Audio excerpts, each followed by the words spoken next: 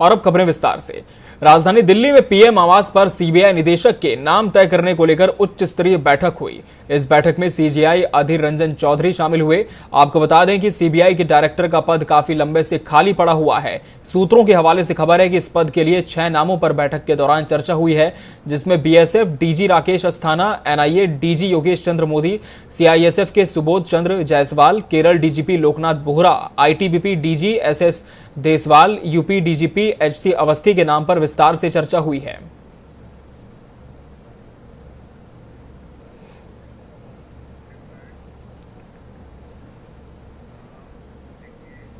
उत्तर प्रदेश के मुख्यमंत्री योगी आदित्यनाथ कोरोना संक्रमण की रोकथाम के लिए की गई तैयारियों का जायजा लेने के लिए लगातार सूबे के जिलों का दौरा कर रहे हैं। इसी क्रम में सीएम योगी आज गोंडा, आजमगढ़ और वाराणसी 2 दिवसीय प्रवास पर पहुंचे। सीएम सबसे पहले गोंडा पहुंचे। यहां उन्होंने इंटीग्रेटेड कोविड कमांड सेंटर का निरीक्षण किया। निरीक्षण के बाद सीएम ने मंडल के जनप्रतिनिधियों और अधिकारियों के साथ समीक्षा बैठक की। सीएम करीब 2:30 बजे आजमगढ़ पहुंचे। यहां सीएम योगी ने मंडलीय अधिकारियों के साथ समीक्षा बैठक की और चक्रपानपुर मेडिकल कॉलेज में स्वास्थ्य सुविधाओं का निरीक्षण किया। इसके बाद सीएम ने कोविड कमांड सेंटर में कोरोना रोकथाम की निगरानी व्यवस्था को परखा। आपको बता दें कि आजमगढ़ के दौरे के बाद सीएम वाराणसी पहुंचे, जहां से पंडित राजन मिश्रा अस्थायी कोविड अस्पताल का निरीक्षण करने पहुंचे और बीएचयू में स्थित सर सुंदरलाल अस्पताल में बने ब्लैक फंगस वार्ड का निरीक्षण करते हुए इंटीग्रेटेड कोविड कमांड सेंटर के निरीक्षण के बाद विश्वनाथ धाम में दर्शन पूजन के बाद कमिश्नरी सभागार में समीक्षा बैठक करते नजर आए। हम लोगों ने ट्रेस, टेस्ट एंड ट्रीट किस मंत्र को अंगीकार किया और उसके अनुरूप तेजी के साथ निगरानी समिति को और मोहल्ला समितियों को गांव-गांव और मोहल्लों में भेज करके स्क्रीनिंग की कार्रवाई, मेडिसिन वितरण की कार्रवाई, होम आइसोलेट या क्वारंटीन या हॉस्पिटल कहां उनको जाना है, इसकी तैयारी और टेस्टिंग की क्षमता को विकसित करना। उत्तर प्रदेश आज के दिन तक 4,67,00,000 से अधिक लोगों को प्रदेश के अंदर कोविड टेस्ट कर चुका है। 1 मई से प्रदेश में कोरोना कर्फ्यू का सख्ती से पालन कराने की वजह से ही प्रदेश में कोरोना वायरस संक्रमण का रिकवरी रेट अब 94.30% पर आ गया है। अपर मुख्य सचिव चिकित्सा एवं स्वास्थ्य अमित मोहन प्रसाद ने बताया कि प्रदेश में पिछले 24 घंटे में कोविड संक्रमण के 3,981 मामले सामने आए और 11,918 लोग डिस्चार्ज हुए। अब 76,703 सक्रिय मामले हैं। 24 घंटे में 157 लोगों की मौत हुई है। अपर मुख्य सचिव नवनीत सहगल ने बताया कि हर अस्पताल में मेडिकल ऑक्सीजन की उपलब्धता सुनिश्चित की जा रही है। अब हमारे कई अस्पतालों और रिफिलिंग सेंटर के पास बड़ी मात्रा में ऑक्सीजन उपलब्ध है। भविष्य में ऑक्सीजन की उपलब्धता के लिए 450 से अधिक प्लांट प्रदेश में लगाए जा रहे हैं।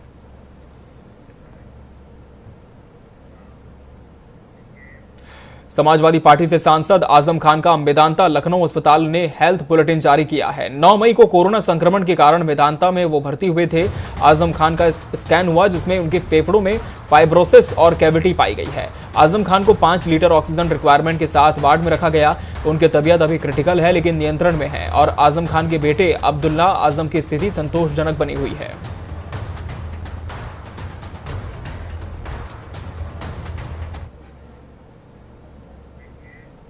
कोरोना रोधी टीका लगवाने के डर से नदी में कूदे लोगों की खबर पर जिलाधिकारी का बयान सामने आया है। इसकी शुरुआत जिलाधिकारी डॉक्टर आदर्श सिंह ने की और जनता से कोरोना रोधी टीका लगवाने की अपील के साथ किया। आपको बता दें कि बाराबंकी के एक गांव सिसौदा में कोरोना रोधी टीका लगवाने के डर के चलते ग्रामीण अपने पास आती टीम को देखकर लोगों ने सरयू जैसी विकराल नदी में छलांग लगा दी थी। 22 मई शनिवार को कुछ न्यूज़पेपर से के माध्यम से ये संज्ञान में आया कि सरयू नदी के किनारे कुछ एक गांव था हमारी रामनगर तहसील में, जहां पे हमारे स्वास्थ्य विभाग की टीम टीकाकरण करने के लिए और एवं कोविड के से बचाव के संबंध में प्रचार प्रसार करने के लिए अपने नियमित गतिविधि के रूप में गई थी उस गाँव में। और कुछ अखबारों में मैंने पढ़ा कि और कुछ जगह और देखा मैंने कि उसमें दृश्य दिखाया जा रहा है कि लोग जो है वो नदी में कूद गए, सरयू नदी में कूद गए, क्योंकि वो कोविड का टीका नहीं लगवाना चाहते थे। इस समय हमारे जनपद में 45 वर्ष से ऊपर के सभी लोगों का टीका लगाया जा रहा है। और अगर आप गौर करेंगे उन तस्वीरों में तो आप देखेंगे कि उसमें ज़्यादातर छोटे बच्चे थे। आप सब जानते हैं कि इस समय गर्मी के मौसम में नदी के किनारे जो है बच्चे कई बार वो पानी से खेलना चाहते हैं और हो सकता है कि उस कारण से उस पानी के पास गए होंगे, या ये भी हो सकता है कि किसी ने कोई अन्य अफवाह उड़ा दी होगी जिस कारण से वो लोग उस नदी में चले गए। कोरोना काल में ऑक्सीजन की किल्लत दूर करने के लिए ऑक्सीजन प्लांट लगने शुरू हो गए हैं। सीएम योगी के मिशन ऑक्सीजन का असर दिखने लगा है। बागपत में युद्ध स्तर पर ऑक्सीजन प्लांट तैयार हुआ है। बागपत के मेडिसिटी हॉस्पिटल में ऑक्सीजन प्लांट का शुभारंभ किया गया। सांसद सत्यपाल सिंह और डीएम बागपत ने फीता काटकर ऑक्सीजन प्लांट का शुभारंभ किया। ये ऑक्सीजन प्लांट 7000 लीटर ऑक्सीजन का उत्पादन करेगा, जिससे जनपद में ऑक्सीजन की किल्लत दूर होगी। साथ ही डीएम ने बताया कि जनपद में 4 और बड़े ऑक्सीजन प्लांट लगने जा रहे हैं, जिससे भविष्य में कभी भी ऑक्सीजन की किल्लत पैदा नहीं होगी।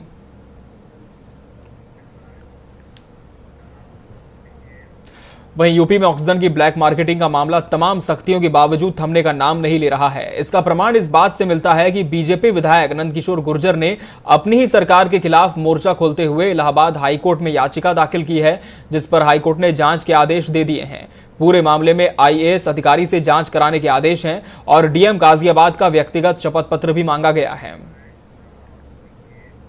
बहराइच में प्रभारी मंत्री अनिल राजभर पहुंचे और कोविड-19 सेंटर और निगम में स्थापित ऑक्सीजन प्लांट का जायजा लिया। इसके अलावा उन्होंने सीएचसी कैसरगंज में स्थापित कोविड-19 हर्बल गार्डन का निरीक्षण किया। साथ ही अधिकारियों को आवश्यक दिशा निर्देश दिए हैं। उन्होंने कहा है कि औषधि वाटिका का प्रसार कर इसे और उपयोगी बनाया जाए।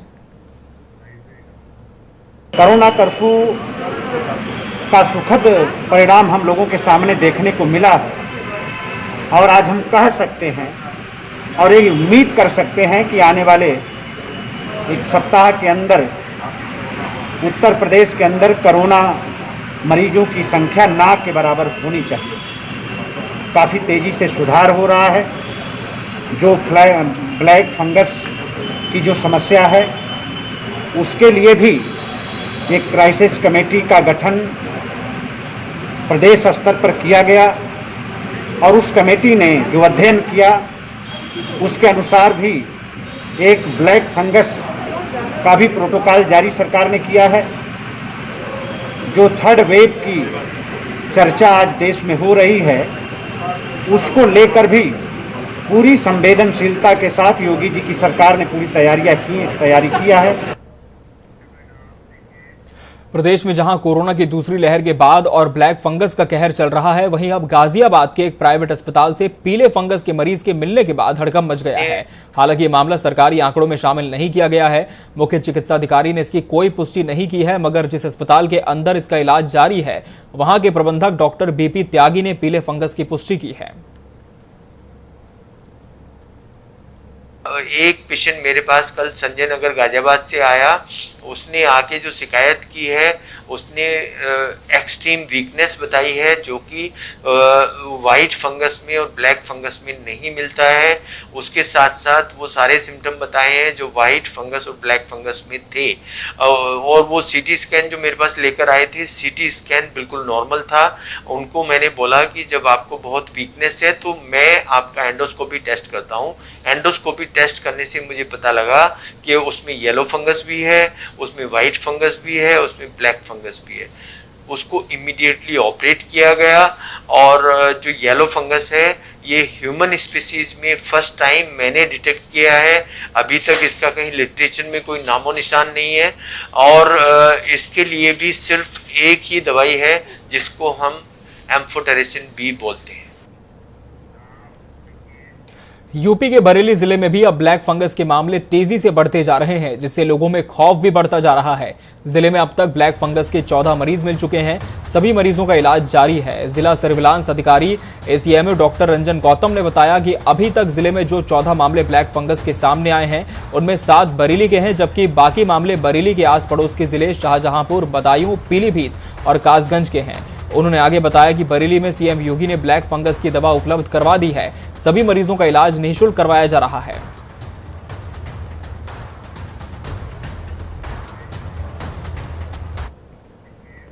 उत्तर प्रदेश में कोरोना वायरस की रफ्तार तो धीमी हो गई है, लेकिन ब्लैक फंगस के मामले तेजी से बढ़े हैं, यानी कि अब लड़ाई दोहरे मोर्चे पर है। देखिए ये रिपोर्ट।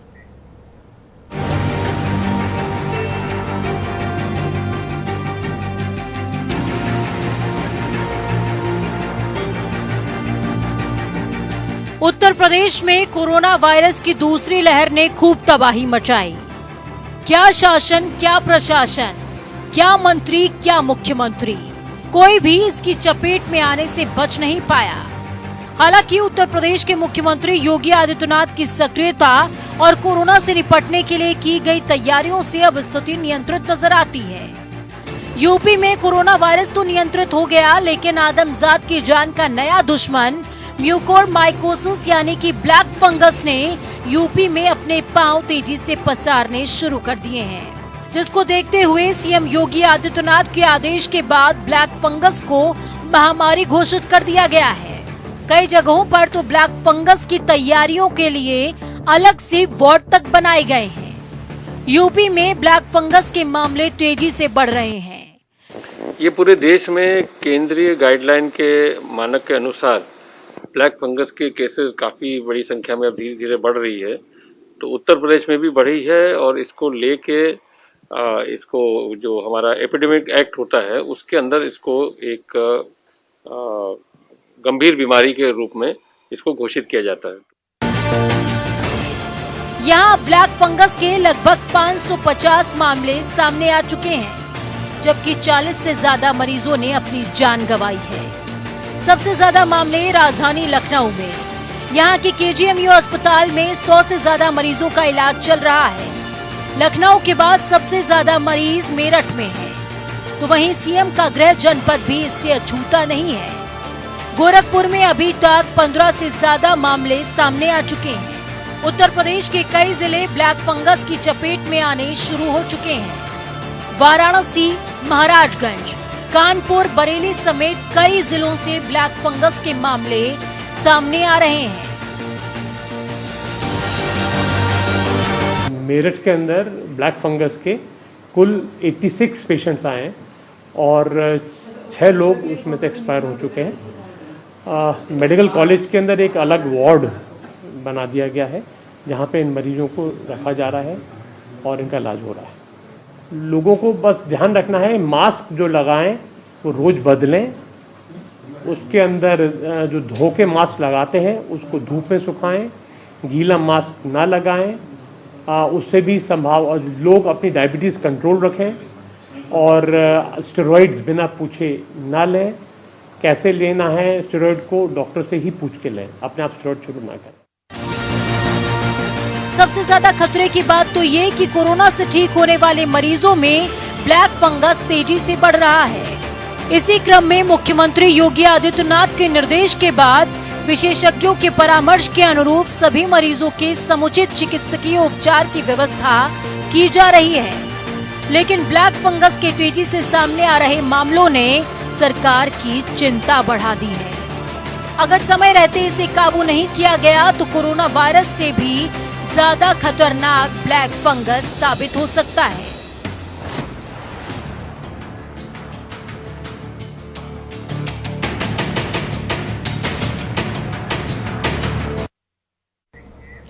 कोरोना संक्रमण से ठीक होने के बाद भी कुछ लोगों में पोस्ट कोविड के कई तरह के लक्षण देखने को मिल रहे हैं। इसी के मद्देनजर राजधानी लखनऊ के एरा मेडिकल कॉलेज ने पोस्ट कोविड ओपीडी शुरू करने का फैसला लिया है। एरा मेडिकल कॉलेज में ये सुविधा बिल्कुल मुफ्त होगी। कोरोना से ठीक होने के बाद लोगों में सांस लेने में दिक्कत, लगातार बुखार आना और सिर दर्द होना सहित अन्य कई समस्याओं के मामले सामने आ रहे हैं, जिसके लिए ओपीडी की सुविधा शुरू की गई है।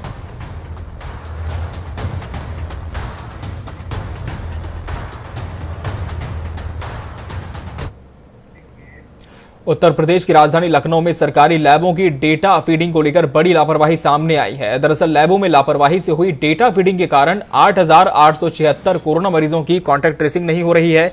ये आंकड़े अभी सिर्फ राजधानी से हैं। इस पर डीजीएमई सौरभ बाबू ने केजीएमयू लोहिया और पीजीआई को पत्र लिखकर फटकार लगाई है। इसके साथ डेटा फीडिंग प्रक्रिया भी दुरुस्त करने के निर्देश दिए हैं। पिछले दिनों कोविड-19 प्रभारी अधिकारी रोशन जैकब ने डीजीएमई को पत्र लिखकर बताया था कि लखनऊ में 1 से 20 मई तक कोविड पोर्टल पर अपलोड 8,876 लोगों की आरटीपीसीआर जांच रिपोर्ट में गलत या अधूरा पता दर्ज है। ये नमूने केजीएमयू, लोहिया और पीजीआई में जांच के लिए भेजे गए थे। पता न होने के कारण संक्रमितों की कांटेक्ट ट्रेसिंग नहीं हो पा रही है। इससे पहले निजी लैबों में भी यही खामी मिली थी। कई मामले में कार्रवाई की गई और नोटिस जारी किया, लेकिन अब सरकारी संस्थानों में भी डेटा फीडिंग में लापरवाही हो रही है।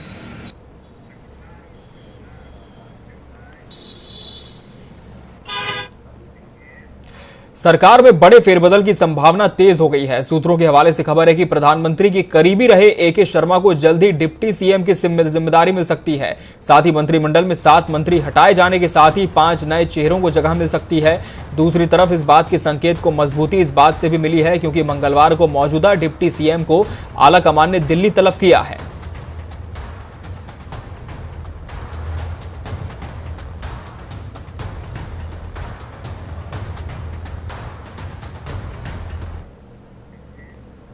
बेसिक शिक्षा राज्य मंत्री डॉक्टर सतीश चंद्र द्विवेदी के भाई के सिद्धार्थनगर विश्वविद्यालय में असिस्टेंट प्रोफेसर के पद पर ईडब्ल्यूएस वर्ग में नियुक्त होने के मामले ने सियासी मोड़ ले लिया है।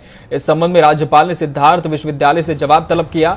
आपको बता दें कि पूर्व आईपीएस अमिताभ ठाकुर ने राज्यपाल से ईडब्ल्यूएस सर्टिफिकेट के जांच की मांग उठाई थी, जिसके बाद राज्यपाल ने विश्वविद्यालय से जवाब मांगा। इस मामले को लेकर विपक्षी पार्टियां भी सरकार पर हमलावर हैं। शिक्षा मंत्री ने भी अपना पक्ष रखते हुए कहा था कि जरूरी होगा तो विश्वविद्यालय जांच कराएगा। आरटीई एक्टिविस्ट नूतन ठाकुर ने भी राज्यपाल आनंदीबेन को पत्र लिखकर इस मामले की जांच का अनुरोध किया था। उन्होंने पत्र में लिखा था कि जो व्यक्ति पहले से वनस्थली विद्यापीठ में असिस्टेंट प्रोफेसर हो वो ईडब्ल्यूएस वर्ग में कैसे हो सकता है, जिसके बाद इस मामले में सियासत भी तेज हो गई है।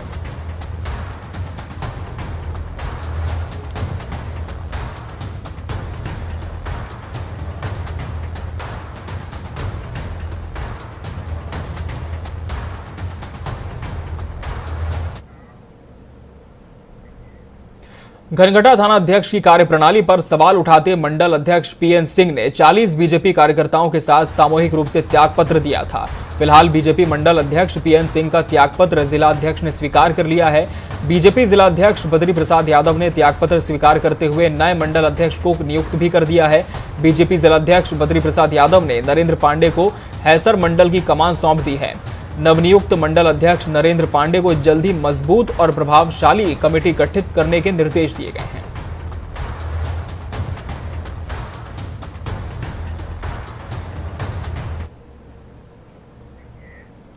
इंडो इस्लामिक कल्चरल फाउंडेशन ने विकास प्राधिकरण को मस्जिद का नक्शा सौंपा है। 11 सीटों में मस्जिद का नक्शा सौंपा गया है।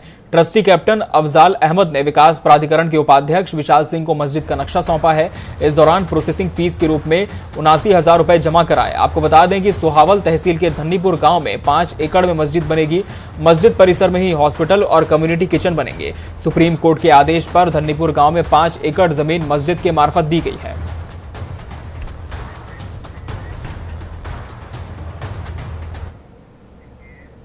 इसी के साथ इस बुलेटिन में फिलहाल इतना ही। दीजिए इजाजत। नमस्कार।